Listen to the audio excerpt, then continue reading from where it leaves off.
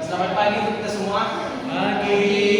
Kami dari kelompok 5 akan mempresentasikan hasil diskusi kami mengenai esensi nilai dalam kebijakan. Sebelum itu kami memperkenalkan diri kami sendiri. Perkenalkan, nama saya Muhammad Sinaga sebagai moderator dan teman saya. Perkenalkan, nama saya Sindika Sinambela. Perkenalkan, nama saya Francisca. Baiklah, sebelum kita memasuki ke materinya, ada baiknya kita harus tahu dulu apa isi dari materi tersebut. Kata kuncinya adalah esensi nilai. Bagi teman-teman, adakah yang pernah mendengar kata apa itu dari esensi nilai atau values? Oke, pada saudara Yang saya ketahui tentang esensi nilai itu yaitu bahwa esensi nilai itu adalah makna atau nilai mendasar dari suatu nilai yang menjadi dasar dalam menentukan sikap atau perilaku dan keputusan seseorang dari suatu. Baik, terima kasih kepada saudaraku. Memang benar, esensi nilai itu adalah dasar dari segala sesuatu dan kunci dari segala sesuatu, kunci untuk melakukan segala sesuatu. Seperti yang kita ketahui, esensi nilai dari kebijakan sendiri berarti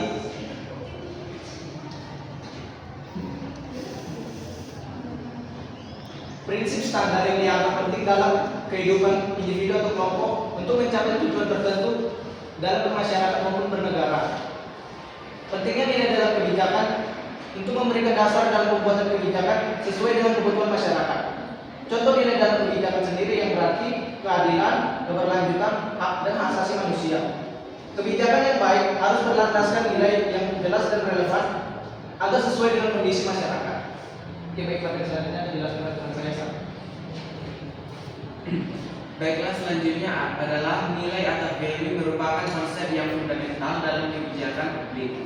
Nilai-nilai tersebut mencerminkan keyakinan, prinsip, dan prioritas yang dipegang oleh masyarakat, pemerintah, dan stakeholder lainnya. Dalam konteks kebijakan publik, nilai-nilai berperan sebagai pedoman dalam pengambilan keputusan dan pembuatan kebijakan. Esensi nilai dalam kebijakan publik dapat dipahami sebagai refleksi dari apa yang dianggap penting dan berharga oleh masyarakat.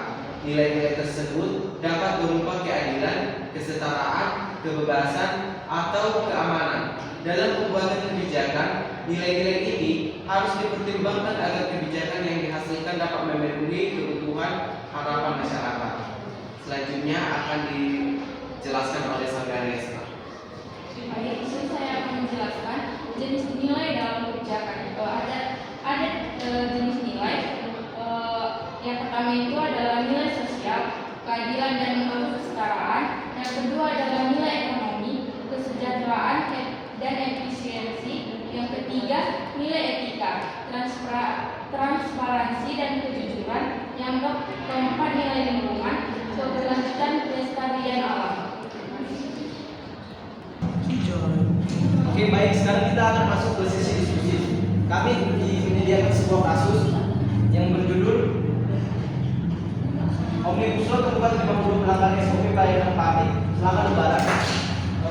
Pada teman-teman, apabila tidak jelas melihat kasus di depan, boleh men-scan barcode bawah ini.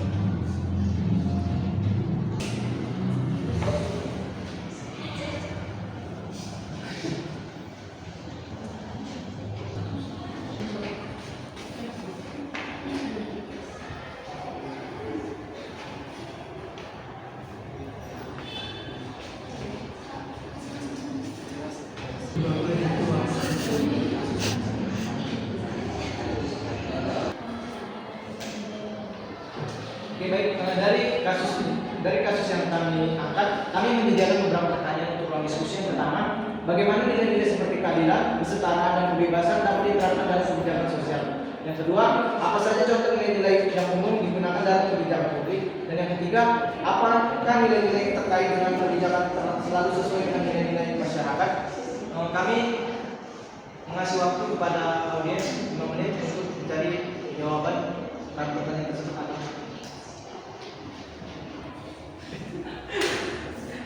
Oke,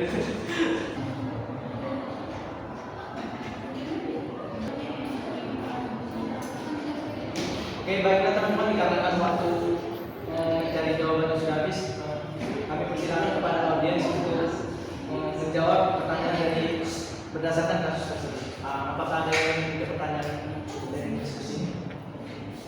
Ya, kepada saudari Clara saya persilakan. Baik, terima kasih. Adapun saya akan menjawab pertanyaan dari ruang diskusi yang ketiga mengenai bagaimana apakah nilai-nilai yang terkait dengan kebijakan itu selalu sesuai dengan nilai-nilai yang ada di lingkungan masyarakat. Nah, jadi sebenarnya nilai-nilai yang terkait dengan kebijakan itu tidak selalu sejalan dengan nilai-nilai yang terdapat di masyarakat. Dan hal ini terjadi karena perbedaan nilai, perubahan nilai, serta kepentingan yang berbeda dari nilai-nilai tersebut serta kurangnya partisipasi masyarakat. Nah, ketidaksesuaian ini dapat menyebabkan ketidakpuasan, konflik sosial, dan ketidakstabilan politik. Nah, adapun upaya untuk menyelaraskan keduanya penting untuk diciptakan kebijakan yang efektif dan diterima masyarakat melalui peningkatan partisipasi masyarakat, dialog dan konsultasi, penjelasan tujuan kebijakan, serta evaluasi kebijakan secara berkala. Yang dapat saya sampaikan, terima kasih. Oke, baik, terima kasih kepada saudara Clara atas jawabannya yang sangat luar biasa. Oke, dapat ditarik kesimpulan berdasarkan dari materi ini adalah bahwa nilai itu sangat penting dalam menentukan kebijakan agar nilai yang dihasilkan dalam suatu kebijakan itu sesuai dengan kebutuhan masyarakat saat ini. Oke, baik, mungkin sekian presentasi dari kelompok kami. Jika ada salah kata ataupun tutur kami yang kurang berkenan di hati audiens, mohon dimaafkan dan kami ucapkan terima kasih. Selamat pagi.